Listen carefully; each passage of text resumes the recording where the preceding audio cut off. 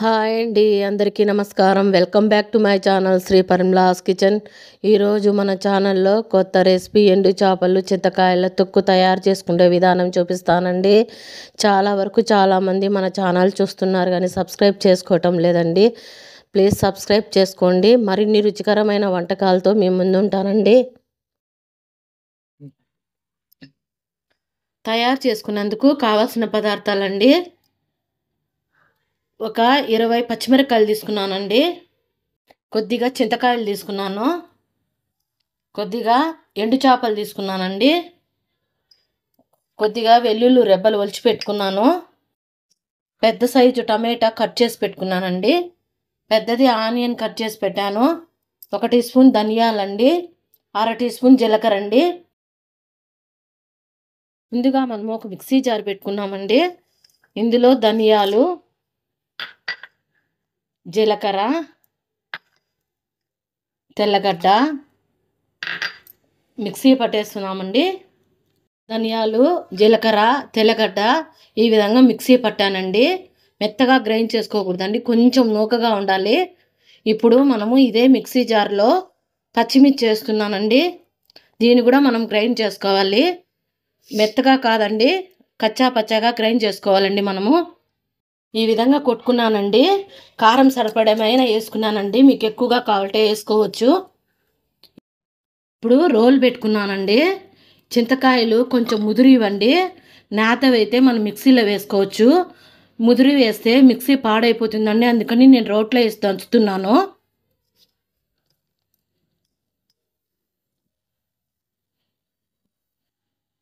ఇప్పుడు రుచికి తగినంత సాల్ట్ వేస్తున్నానండి.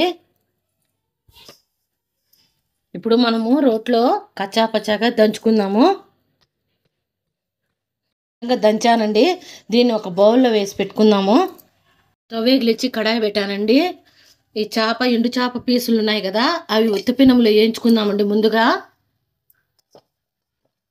వేయించుకుందామండి. వేయించి నీట్గా కడగాలండి, అప్పుడు మనకు కూర చేసినా కూడా విడిపోదండి చేప అనేది.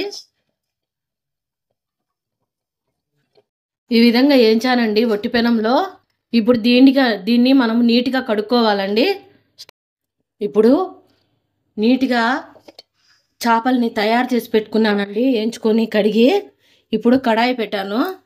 అందులో ఈ ఆనియన్ ముక్కలు, ఈ టమాటా ముక్కలు, ధనియాలు, జీలకర్ర, తెల్లగడ్డ నూకగా కొట్టాను కదండి, అది వేస్తున్నా. పచ్చిమిర్చి, ఇప్పుడు రుచికి తగినంత పసుపు అండి. ఇప్పుడు తగినంత ఆయిల్ వేస్తున్నానండి, మీకు ఎక్కువగా కావాలంటే వేసుకోవచ్చు.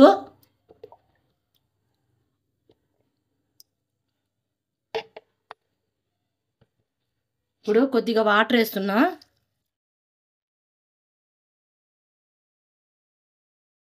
కొద్దిగా సాల్ట్ వేస్తున్నానండి, ఎందుకంటే చింతతొక్కులో కొంచెం సాల్ట్ వేసాను కాబట్టి ఇప్పుడు కొంచెంగా వేసుకుంటున్నా.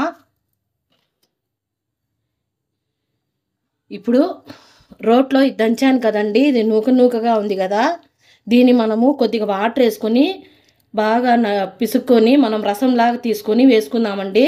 ఎందుకంటే ఈ బొచ్చెలన్నీ ఉన్నాయి కదా, ఇవన్నీ కొంచెం కష్టం అండి తినేటప్పుడు మనకు.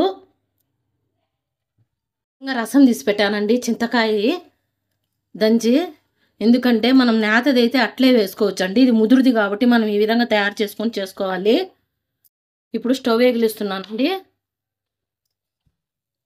ఇది సగం ఉడకాలండి, లో ఫ్లేమ్లో మూతేసి పెడుతున్నాను. సగం ఉడికిన తర్వాత మనము ఈ ఎండు చేపలు వేసుకోవాలండి. 5 నిమిషాల తర్వాత ఈ విధంగా ఉడికాయండి. ఆనియను, టమాటా ఉడికిందండి. ఇప్పుడు మనము ఎండు చేపలు శుభ్రం చేసి పెట్టాం కదా, అవి కూడా వేసుకున్నాము. కొద్దిగా కరివేపాకు రెబ్బలండి. ఇప్పుడు మనము అంతా కలిపేసి, ఇది నీళ్ళగా ఉందండి, కొంచెం గట్టిగా అయ్యేదాకా మనం ఉడకపెట్టుకోవాలండి. ఆ వేళకి మనకు చేప కూడా ఉడికిపోతుంది. చూడండి, ఈ విధంగా మనము గట్టిగా తయారు చేసి పెట్టుకున్నామండి.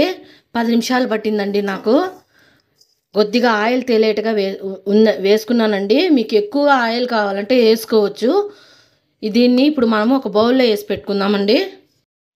చూసారు కదండి, ఎండు చేపలు చింతకాయల తొక్కు తయారు చేసుకునే విధానం. ఇది చాలా తొందరగా అయిపోతుందండి. అంతా 15 నిమిషాల లోపలే అయిపోతుందండి. చాలా టేస్టీగా ఉంటుందండి. సద్ది పడే కొద్దీ ఇంకా టేస్ట్ పెరుగుతుందండి. ఉడకన్నానికి తినచ్చు, సద్దన్నానికి తినచ్చండి. బయట ఉన్న 4 రోజులు 5 రోజులైనా నిలువ ఉంటుందండి.